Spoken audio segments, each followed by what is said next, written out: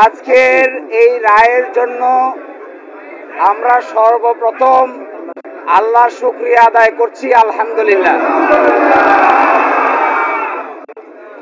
Bangladesh supreme কোর্টের appeal বিভাগের পূর্ণাঙ্গ বেঞ্চ জনাব এটিএম আজহারুল ইসলাম সাহেবকে সকল অভিযোগ থেকে বেকসুর খালাস প্রদান করেছে।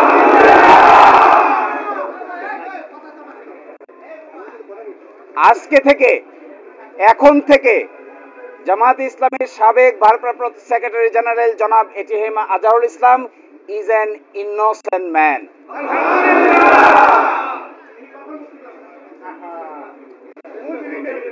এই রায়ের মাধ্যমে আমরা মনে করি সত্য জয়ী হয়েছে, মিথ্যা পরাজিত হয়েছে। Truth prevailed and falsehood defeated.